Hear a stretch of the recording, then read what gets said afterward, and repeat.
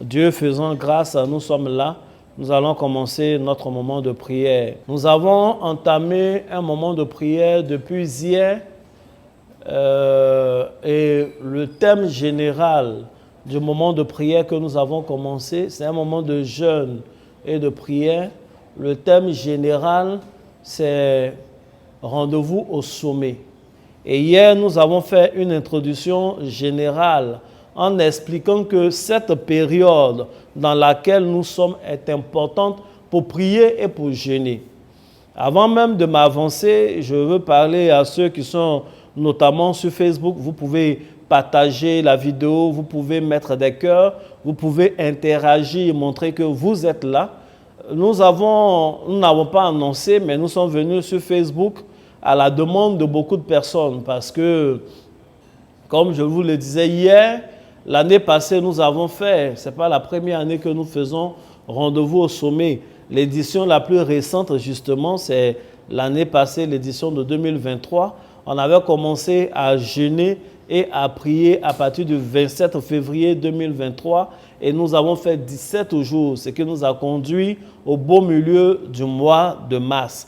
Cette année encore, Dieu nous conduisant, nous avons commencé notre moment de jeûne depuis hier, le 27 février, et nous allons aller jusqu'au 30 mars parce que cette fois-ci, nous ne faisons pas 30 jours de prière, mais nous faisons 17 jours, pardon, mais nous faisons 33 jours. C'est un chiffre important. Pendant que nous serons en train d'avancer, nous allons expliquer tout ça. Hier, dans l'introduction générale, j'ai dit que Dieu, il aime donner rendez-vous aux hommes, au sommet. Dieu aime nous donner rendez-vous à la montagne sainte, à la montagne haute. Dieu aime nous donner rendez-vous au sommet des montagnes. Non pas que Dieu soit incapable de descendre. Dieu peut sonder toutes les profondeurs. Dieu peut parcourir toutes les vallées. Mais Dieu nous donne rendez-vous au sommet parce qu'en réalité, il veut que l'homme monte. Dieu est intéressé par ton élévation. Dieu est intéressé par cette promotion-là qui tourne, qui gravite autour de toi au niveau du travail. Dieu veut que ton salaire monte. Dieu veut que ton ministère prospère. Dieu veut que ta connaissance augmente. Dieu veut que tu sortes de l'anonymat. Dieu veut que ta clientèle devienne plus grosse. C'est ce que Dieu veut. Nous allons continuer. Nous allons continuer. C'est vrai que le direct était coupé tout à l'heure. Vous savez, il y a deux types d'organisations chrétiennes. Il y a deux types d'églises. Il y a deux types d'organisations chrétiennes. Il y en a qui ont un groupe d'intercession et il y en a qui ont un groupe électrogène. Par moment, devant certains défis, le groupe électrogène se veut plus efficace que le groupe d'intercession. Je crois pour ma part que toute église, même ayant un groupe d'intercession, devrait être dotée d'un groupe électrogène pour éviter tout problème lié aux coupures de courant, etc. Surtout sous nos tropiques, surtout en Afrique et autres. Donc il est important, en plus du groupe d'intercession, qu'il y ait un groupe électrogène. Ça va nous permettre de servir Dieu plus sereinement. Je veux dire à quelqu'un que, en ce qui me concerne, je suis doté d'un groupe puissant d'intercession. C'est le groupe électrogène que je n'ai pas encore, mais je sais que le Seigneur va pouvoir. J'aime servir Dieu sereinement et je sais que vous aimez Dieu. Ce que je viens de dire est non seulement un enseignement, mais un appel que tous ceux qui ont le discernement vont entendre et puis on saura comment s'organiser. Un groupe électrogène s'impose. Amen. Alors, comme je disais avant que nous ayons la coupure, depuis quelques jours, nous avons entrepris de jeûner et de prier comme nous l'avons fait l'année passée. Et le moment de prière dans lequel nous sommes engagés s'intitule « Rendez-vous au sommet ». Rendez-vous au sommet parce que dans notre entendement, par notre foi, pendant que nous sommes en train de jeûner, pendant que nous sommes en train de prier, en réalité, nous montons spirituellement et nous sommes conscients que nous allons monter aussi financièrement. Je vous ai dit hier que notre objectif est double. comment grandir spirituellement et comment grandir socialement. Ça fait mal au cœur d'être très puissant spirituellement et pauvre dans la vie de tous les jours. Ça fait mal d'être doté de tous les dons spirituels, d'avoir une foi incroyable, mais de manquer de tout dans la vie réelle. Nos églises doivent être riches. Et quand je dis nos églises, il s'agit des habitants, de ceux qui nous fréquentent. Il s'agit de nos filles, de nos fils spirituels. Il s'agit de nos frères et sœurs. L'église doit être puissante. L'église doit être un facteur de développement. Un chrétien, lorsque tu te rends au village, on doit maintenant acclamer parce que le développeur du village serait là. C'est de ça qu'il est question. Et quand je dis rendez-vous au sommet, nous allons monter dans la connaissance spirituelle, mais nous allons monter dans les secrets pratiques, les attitudes, les choses qu'il faut pour prospérer également. C'est ce que nous sommes en train de faire. Et si quelqu'un a remarqué, nous sommes dans une démarche absolument méthodique. Bien-aimé, pour grimper jusqu'au sommet d'une montagne, il va falloir faire attention à certaines choses. Rien ne se fait avec précipitation. Il faut des éléments de sécurité. Il faut les chaussures qu'il faut. Si tes chaussures sont glissantes, tu vas recommencer la tâche chaque fois. Tu vas recommencer.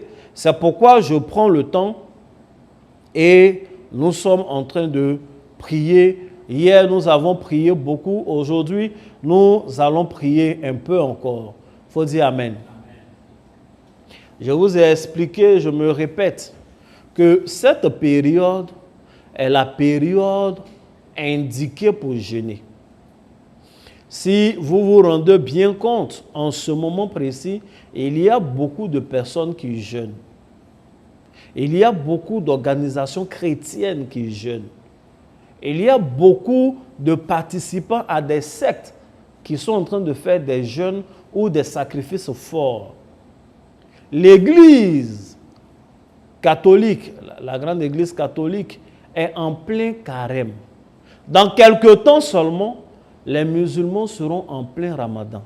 Ces choses-là se coincent, se bousculent à cette période parce que cette période, justement, constitue une terrible porte spirituelle par laquelle beaucoup de bénédictions passent. Et chacun, en fonction de sa foi et de sa connaissance, fait ses pratiques qu'il veut pour obtenir de son Dieu ce qu'il faut.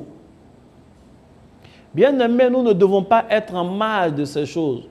C'est pourquoi je crois véritablement que c'est le Seigneur qui nous conduit dans ces choses. Et jeûner est une chose importante. Je vous l'ai expliqué dernièrement que la première personne qui a donné un jeûne dans la Bible, c'est Dieu lui-même. En réalité, quand Dieu dit à Adam, tu ne mangeras pas de celui-là, de ce fruit, c'est une forme de jeûne. Dieu est en train de lui dire, tu dois te priver de nourriture. Et le jour que Adam, tant que Adam respectait, il était dans sa gloire. Mais lorsqu'il a désobéi, ça a été la déchéance. Bien aimé, tel que Dieu nous a constitués, nous avons besoin de privation afin de monter. Voici pourquoi je vous ai engagé au jeûne. Nous jeûnons ensemble. Il y en a à cause de leurs activités ou leur état de santé interrompt leur jeûne à 15 heures. Nous avons autorisé et pour nous, la grande part, nous interrompons notre jeûne à partir de 18 heures.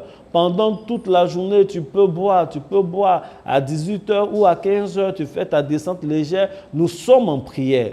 Nous allons prier aujourd'hui encore et demain, nous allons continuer nos prières. Depuis l'année passée, par exemple, nous avons fait toute la prière au niveau de Telegram. J'ai un groupe Telegram qu'on appelle Réveil des héros. Et des gens m'ont dit, mais pourquoi ne pas faire sur Facebook? Il y en a qui veulent participer. Il y en a qui sont dans des pays où ils ne sont pas autorisés à participer à une réunion Telegram à partir d'un certain nombre d'abonnés. Parce qu'apparemment, dans ces pays-là, le groupe Telegram a été utilisé à des fins qui ne les a pas arrangés sur le plan sécuritaire. Donc, les gens contrôlent beaucoup tout ce qui est Telegram. Ils ne veulent pas qu'il y ait des associations, etc. Donc, j'ai des fils et des filles qui sont dans ces pays-là, qui ne peuvent pas aussi participer aux prières sur Telegram. C'est pour tous ceux-là c'est pour être un peu plus large que nous avons décidé, à partir d'aujourd'hui, autant que faire se peut, de passer sur Facebook. De toutes les façons, après, des vidéos aussi sont disponibles sur YouTube. Donc, on va commencer par prier. Tu vas dire merci à Dieu pour ce jour. Tu vas dire merci à Dieu parce que tu as pu jeûner. Tu vas dire merci à Dieu également parce que tu nous prends en cours. Prions le Seigneur. Seigneur, nous voulons bénir ton nom, nous voulons te rendre toute la gloire parce que tu es Dieu. Merci notre Père, merci notre Père, merci notre Père. Merci parce que tu permets que nous soyons là. Tu nous as donné la force d'observer le jeûne du jour. Éternel, merci pour ta grâce, merci pour ta sagesse, merci pour ta puissance qui a été avec nous. Que ton nom soit béni aujourd'hui et au siècle des siècles. Au nom puissant de Jésus-Christ de Nazareth. Bien-aimés, nous allons prier. Tu vas répéter avec moi. À l'Éternel, la terre et ce qu'elle renferme, le monde et ceux qui l'habitent. Il faut dire Amen. Car il a fondé sur les mers et affermi sur les fleuves. Qui pourra monter à la montagne de l'Éternel? Qui s'élèvera jusqu'à son lieu saint? Celui qui a les mains innocentes et le cœur pur. Celui qui ne livre pas son âme au mensonge. Celui qui ne jure pas pour tromper. Il obtiendra la bénédiction de l'Éternel. La miséricorde du Dieu de son salut. Voilà le partage de la génération qu'il invoque. De ceux qui cherchent ta face, Dieu de Jacob. Porte. Élevez vos linteaux. Élevez-vous. Portes éternelles. Que le roi de gloire fasse son entrée. Qui est ce roi de gloire? L'Éternel fort et puissant. L'Éternel puissant dans les combats. Porte. Élevez vos linteaux. Élevez les portes éternelles. Que le roi de gloire fasse son entrée. Qui donc est ce roi de gloire? L'Éternel des armées. Voilà le roi de gloire. Je déclare que le roi de gloire fasse son entrée dans ta vie au nom de Jésus. Je déclare que les portes de la gloire s'ouvrent pour toi. Les portes de la prospérité s'ouvrent pour toi. Les portes de la prospérité s'ouvrent pour toi. Les portes de la promotion s'ouvrent pour toi. Et l'Éternel, le Dieu fort, puissant dans les combats, fait son entrée dans ta vie au nom de Jésus. L'Éternel se lève pour toi et met en déroute tes ennemis au nom de Jésus. S'ils sont venus par un chemin, Dieu les disperse. Dieu les disperse. Dieu les disperse. Toute association de malfaiteurs spirituels contre ta vie, toute association de malfaiteurs, de sorciers, toute embuscade est dispersée au nom de Jésus. L'Éternel se lève pour ta cause. L'Éternel se lève pour ta santé. L'Éternel se lève pour te défendre. Et tes ennemis sont dispersés au nom de Jésus. Bien-aimés, nous allons prier. Vous savez, hier nous avons prié avec le psaume 51. Et lorsque je parlais, j'ai mentionné ce psaume 24. J'ai dit, la Bible dit, pour monter jusqu'au sommet, comme ce qu'on veut, pour obtenir la bénédiction de l'Éternel, il est important d'avoir le cœur pur. Il est important d'avoir les mains innocentes.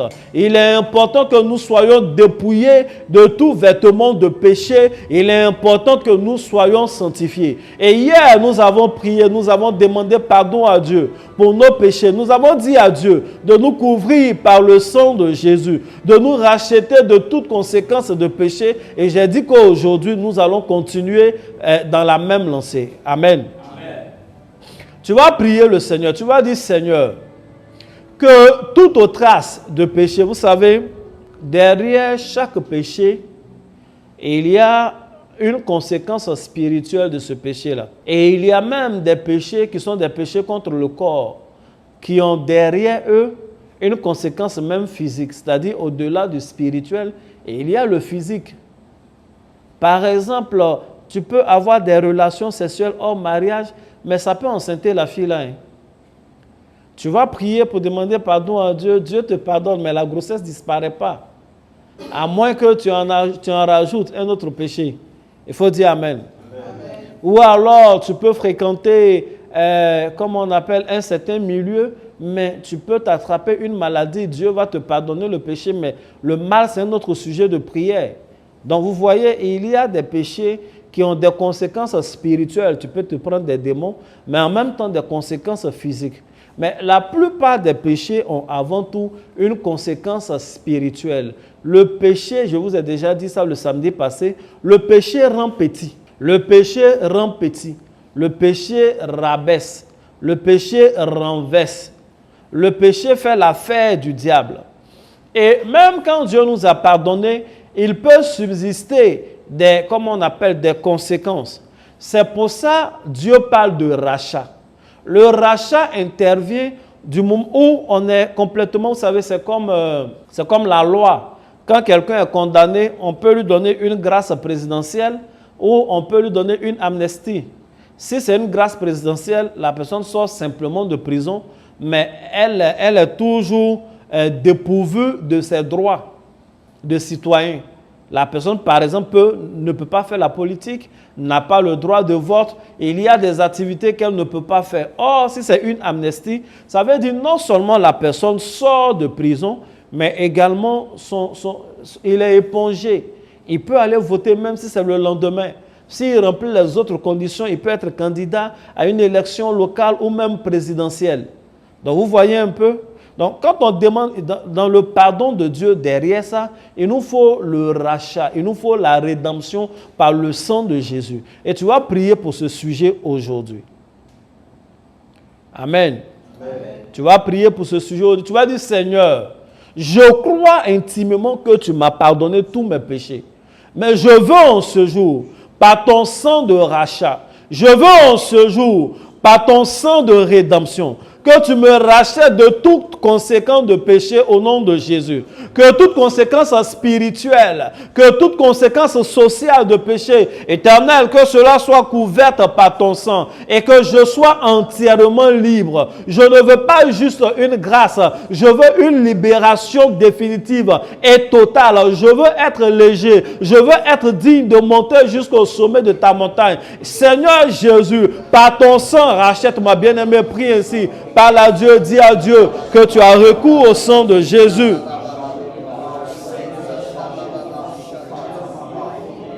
Dis à Dieu que tu as recours au sang de Jésus. Dis à Dieu que tu as recours au sang de Jésus. Bien-aimé, c'est un passage indispensable pour monter jusqu'au sommet. Il faut que nous passions par cette méthode. Jésus, nous te prions ce jour. Purifie nos mains par ton sang. Purifie nos cœurs par ton sang. Purifie nos âmes, purifie l'esprit de chacun, purifie le corps de chacun par ton sang et que toute conséquence derrière les péchés dont nous nous étions rendus coupables soit anéantie au nom de Jésus. Peu importe la gravité de ce que nous avons fait, ton sang est efficace pour nous racheter. Ton sang est efficace pour nous racheter. S'il y avait un démon qui s'était agrafé, s'était agrippé, un péché que nous avons commis, éternel, Jésus, au-delà du pardon, que ton sang nous purifie et que ce démon n'ait absolument rien sur lequel s'appuyer pour nous accuser. Au nom de Jésus-Christ de Nazareth, s'il y avait une malédiction qui était liée à un péché que nous avons commis, que ce soit un vol, que ce soit un acte barbare, peu importe la nature, éternel, que le sang de Jésus nous rachète de ces choses, nous innocentes au nom de Jésus,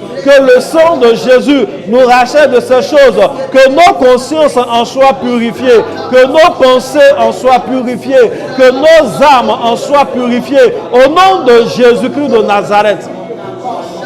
Éternel, éternel, qu'il n'y ait absolument rien sur lequel l'ennemi pourrait se baser pour nous accuser. Nous demandons la rédemption. Nous demandons la rédemption. Nous demandons la rédemption. Nous demandons la rédemption au nom de Jésus. Mahandoro Shanda Baba. Brande Shendele de Ardo Brokandele.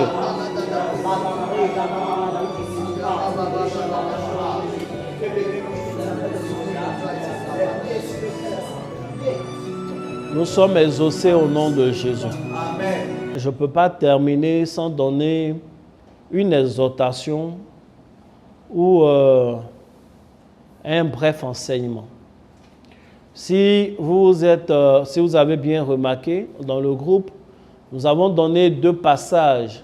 Je vous ai dit de vous entretenir avec le psaume 24. Le psaume 24 est un puissant psaume d'ouverture de porte.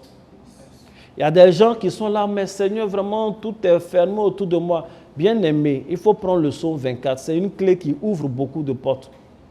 Le travail même, c'est dur. Je n'arrive pas à avoir du travail, etc. Maintenant, même les portes sont fermées. Bien-aimé, il faut dire psaume 24. Il faut le réciter. En général, je conseille aux gens de le réciter 4 fois. En se tournant de chaque côté d'un point cardinal. Tu mets la face à l'est, tu récites le psaume 24 en entier. Tu tournes à l'ouest, tu tournes au sud, tu tournes au nord. Tu fais ça. Bien aimé, des portes ne vont pas se fermer au-devant de toi. Des portes extraordinaires vont s'ouvrir devant toi. Les portes des ambassades, les portes des choses extraordinaires, des lieux où tu n'avais même pas rêvé rendre visite. C'est à ces lieux-là que tu vas travailler. Amen. Tu vas rentrer, tu vas avoir des emplois, tu es assis dans ton bureau, en fait, et puis tu es surpris.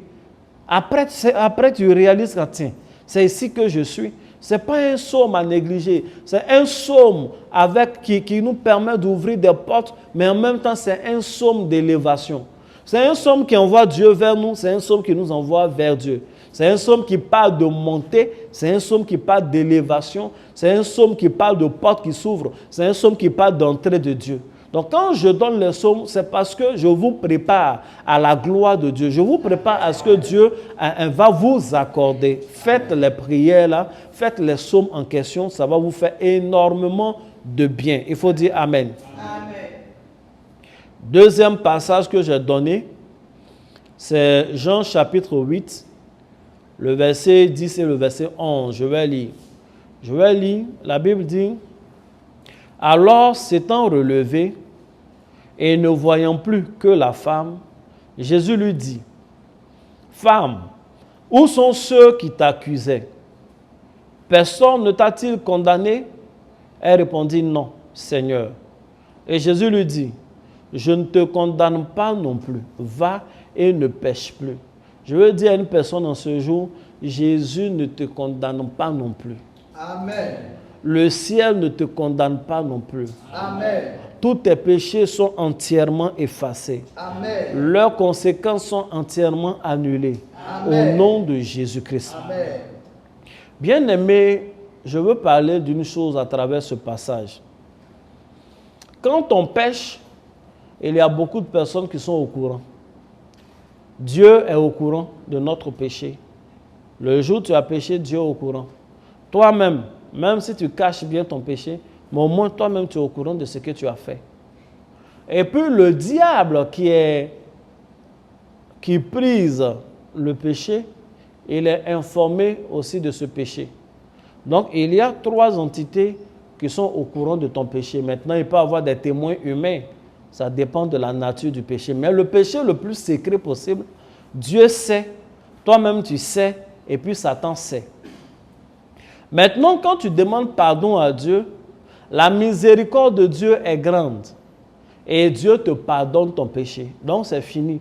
Le problème est réglé au niveau de Dieu. Et quand tu as recours au sang de Jésus, comme nous venons de le faire, le diable est toujours au courant de ton péché, mais le sang de Jésus te rachète.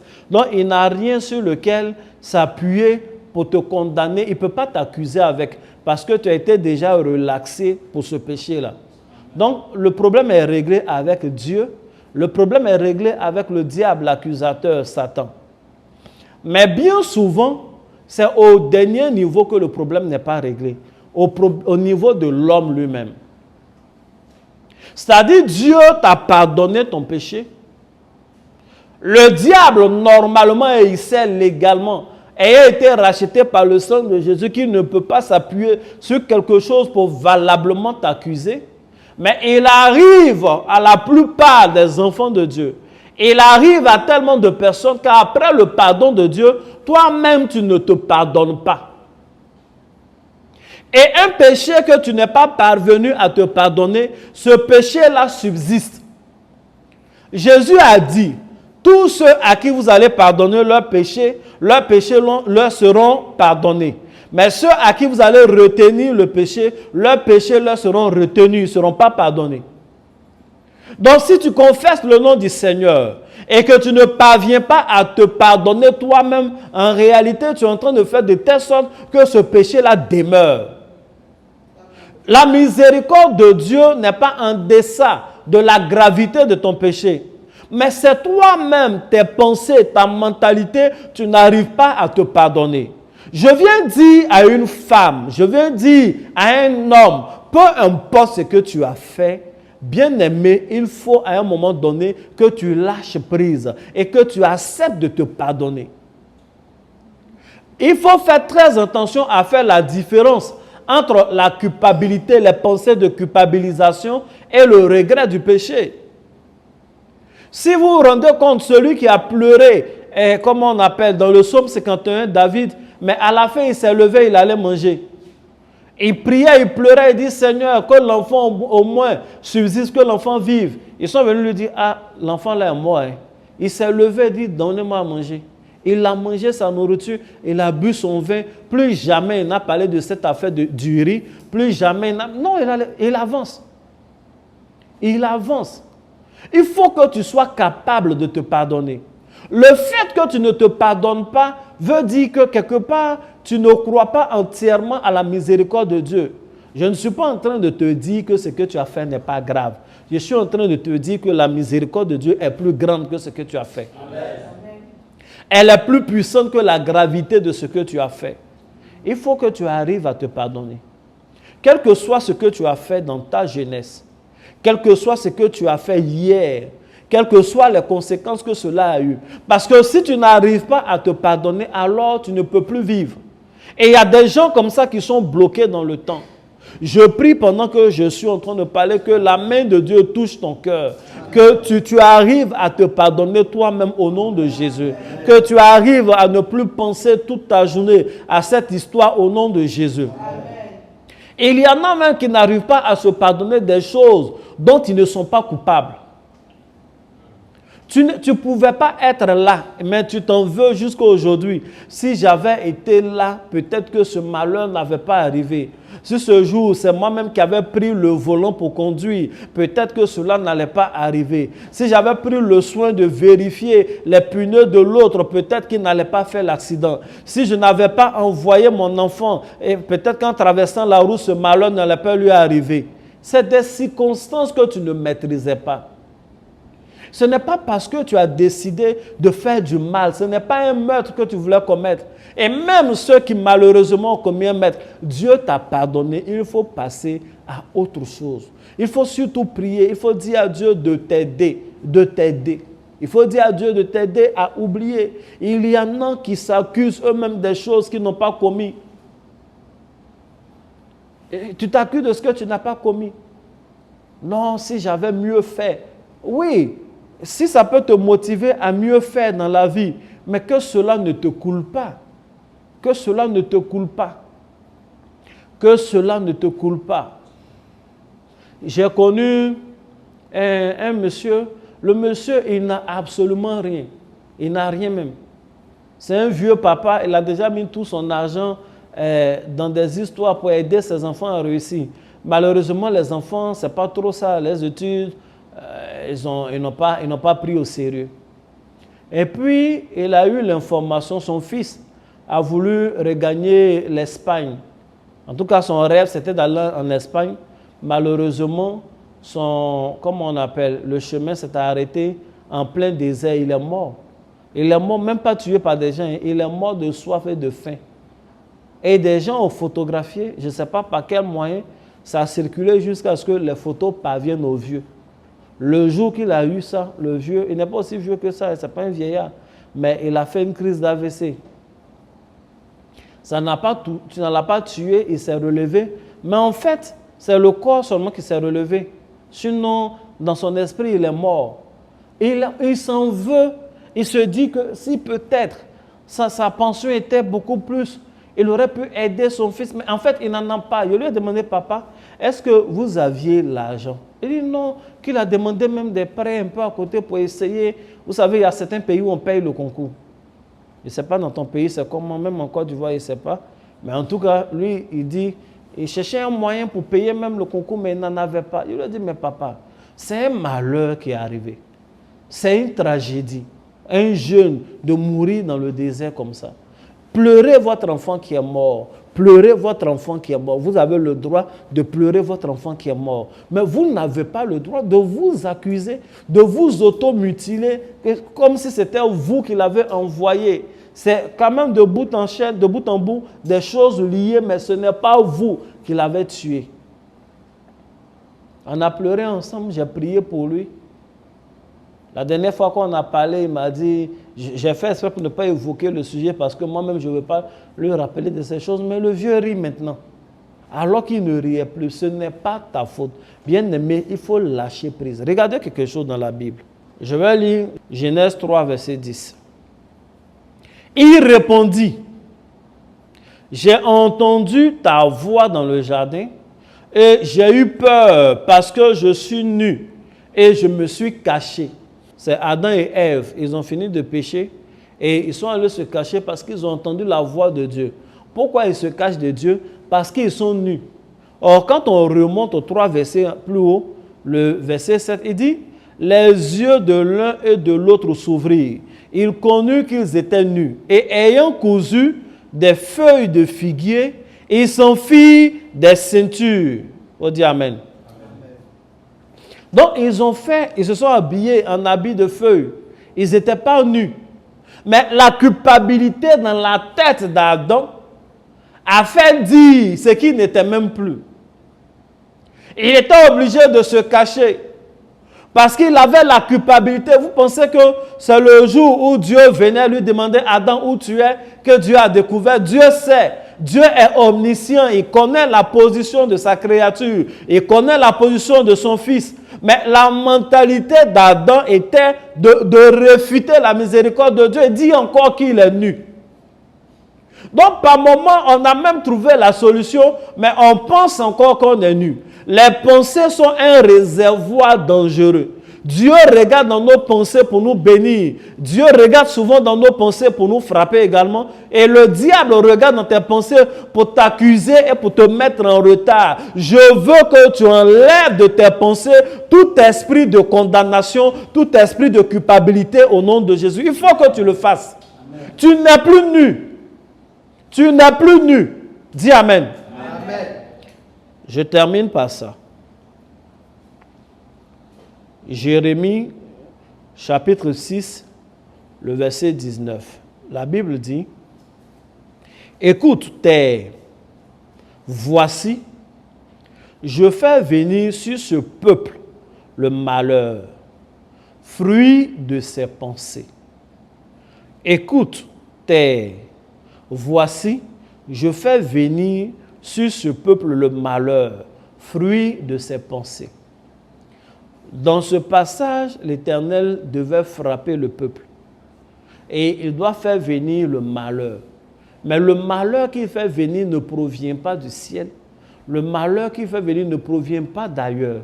Ça provient de la pensée même de ce peuple. Il dit fruit de ses pensées. Il y a certains malheurs qui nous arrivent parce que c'est le fruit de nos pensées. Il y a certaines choses qui te bloquent à cause des pensées que toi-même tu ressasses. Par moments, ce n'est pas la longueur de la corde ou bien la dureté de la corde qui nous retient, mais c'est nos pensées qui nous retiennent. J'avais vu une image qu'une année j'ai publiée, ça fait à peu près 5 ou 6 ans que j'ai publié cette image, je ne sais pas si vous verrez ça, où il y a un cheval qui est attaché à, comment on appelle, à une chaise. Et le cheval est là, bloqué comme ça, comme s'il était lié, il est attaché, il ne peut pas partir. Il n'y a personne à côté de lui. Mais quand tu regardes la chaise, elle est tellement légère que logiquement, le cheval peut s'en aller. Il peut partir. Mais comme la corde est à son cou et attachée à un support, ce cheval-là n'a aucune idée de la résistance ou du poids de ce à quoi il est attaché. Et puis, il est là, il a arrêté. Il y a des gens qui n'avancent pas dans leur vie parce que dans leur pensée, ils sont attachés. Il y a des gens qui n'évoluent pas dans leur vie à cause de leur propre mentalité, à cause de l'autocondamnation, à cause de l'automutilation. Or, la Bible dit, qui accusera les élus de Dieu? C'est Dieu qui te justifie. Dieu même t'a justifié, mais tu continues de t'accuser toi-même. La Bible dit dans Romains chapitre 8, il n'y a plus de condamnation pour ceux qui sont en Christ. La Bible dit dans le livre de Psaume 103 que Dieu ne se souvient plus de nos iniquités. Il ne se souvient pas de nos rébellions. L'Éternel est miséricordieux. Il faut que tu oublies cette affaire. Il faut que tu oublies ça. J'ai lu une histoire qui m'a un peu fait rire. C'est ma conclusion. Tu vas voir que souvent, même ton blocage fait rire. C'est dans nos pays africains, là, un jeune, il allait voler quelque part. Et malheureusement, pour lui, ils l'ont attrapé. Dans certains pays africains, quand tu attrapes ton voleur, tu as le droit de vie ou de mort sur lui. C'est pas la loi, mais c'est un droit, c'est devenu comme naturel. Donc, tu peux le punir comme tu veux. Il y en a qui attrapent des voleurs d'eux, on leur demande de se gifler entre eux et tout ça. Donc, eux, ils ont attrapé leur voleur et ils l'ont attaché à un poteau. Lié ses 2 mains et ses pieds, il était debout là. Ils l'ont attaché. Et ils lui ont montré ce qu'ils allaient lui faire. Ils ont mis la bouteille de gaz qu'ils ont allumée, ils ont mis une casserole là, qu'ils ont remplie d'huile. Et ils ont mis le feu jusqu'à ce que l'huile commence à bouillir. Et l'huile avait vraiment bien bouilli. Et ils lui ont dit qu'il était foutu. Ils ont pris un pain là, ils ont attaché, comment on appelle, ses yeux. Et ils sont venus, ils ont pris de l'eau glacée. Ils ont versé l'eau là sur lui. Le voleur est mort. Il est mort là sur place. Il a poussé un grand cri et puis il est mort. Mais qu'est-ce qu'il a tué? Ce sont ses pensées qui l'ont tué. Et il a vu l'huile, ça a chauffé, ça a bouilli, il connaît l'huile. Ils l'ont attaché. On dit, on va venir, aujourd'hui tu vas voir, on va te braiser. Aujourd'hui tu vas voir, on va te frire. Et ils ont fermé, quand il a vu lui, ils ont demandé ses yeux. Et ils sont venus, ils ont versé de l'eau glacée sur lui. Il a crié et puis il est mort. Son cœur a lâché. C'est ce qui arrive à beaucoup de personnes. Ce n'est pas l'huile là qui l'a tué. Ce n'est pas l'eau qui l'a tué. Ce sont ses propres pensées. Il s'est imaginé déjà l'huile sur lui. Il imaginait déjà... En fait, il sait que si on met cette huile-là sur une personne, la personne meurt. Donc, il est mort par pensée d'abord. Bien-aimé, mon objectif aujourd'hui, c'est que tu arrêtes de te condamner. Nous avons prié hier, on a demandé pardon à Dieu. Nous avons prié aujourd'hui, on a dit que le sang de Jésus nous rachète. Bien-aimé, continuons notre marche là. Demain, quand on va dire prions pour avoir l'argent, il ne faut pas révéler, Seigneur, laisse-moi ça là. Quand après demain, on va dire prions pour que nos anges fonctionnent pour nous, ne reviens pas sur le péché. Si au cours de la journée, toi-même tu as péché, Marc nous pose, demande pardon à Dieu, il va te pardonner. La miséricorde de Dieu ne commence pas le jour où à 20h, on se retrouve ensemble pour prier, pour demander pardon à Dieu. La miséricorde de Dieu est disponible. C'est vrai, va et ne pêche plus. Mais si par hasard, il t'arrive de pécher, demande pardon à Dieu, la grâce est encore disponible. Voici le message que j'ai voulu véhiculer. Il était important que tu connaisses ces choses-là. Ces 2 premiers jours, afin qu'à partir du 3e jour, on commence à se montrer les choses. Quelqu'un n'est pas en train de dire Amen. Amen. Afin qu'à partir de demain, on commence sérieusement à se montrer les choses. Que Dieu te bénisse, que la main de Dieu soit sur la vie de chacun d'entre vous. Si tu as ton offrande, tu peux la faire en présentiel comme sur Internet. Et nous allons prier pour mettre fin à ce moment. Demain, nous serons encore là à partir de 20h sur Telegram et sur Facebook désormais. Et nous allons prier le Seigneur. Je vais mettre tous les passages dans le groupe afin que dès maintenant, vous sachiez avec quel passage vous allez prier dès demain. Mais sachez que dès demain, on va rentrer dans des choses terribles. Et demain, je vais vous annoncer une action prophétique que nous allons poser le vendredi 1er, rapidement à 20h. Après, on se laisse. À part ce vendredi 1er, tous les autres vendredis qui viennent, nous aurons des prières nocturnes.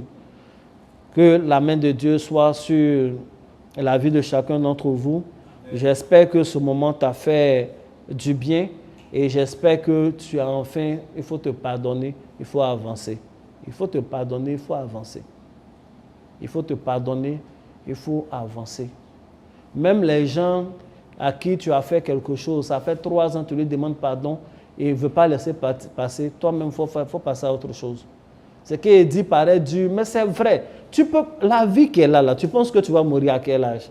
Même si tu vas mourir à 130 ans, il ne reste plus beaucoup. Donc, tu ne peux pas passer du temps à supplier. 33 ans. Il y a des gens, ça fait 3 ans, ils demandent pardon pour la même chose et puis ils sont dessus. Le gars, son cœur est dur. Quoi. Tu es responsable de ce que tu as fait, mais tu n'es pas responsable de la dureté du cœur des gens. Tu ne peux pas arrêter ta vie à cause d'eux. Est-ce que tu as dit Amen? Amen. Ce n'est pas une raison aussi pour avoir foutaise en ville. Tous les messages sont équilibrés. Que Dieu te bénisse. Bien-aimé, je veux prier maintenant pour toi. Seigneur, merci pour la vie de tes fils et de tes filles. Éternel Dieu de gloire, nos yeux sont vers toi. Nous avons compté sur toi.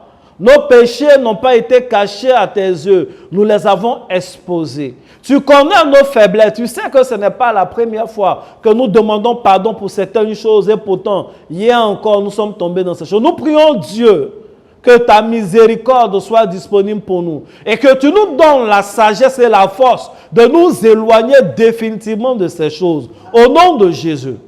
Éternel Dieu de gloire, que tout propos, que toute pensée d'accusation émanant du diable, que toute pensée de culpabilité émanant de nos cœurs, Père, que cela soit dès maintenant rendu muet. Au nom de Jésus. Amen.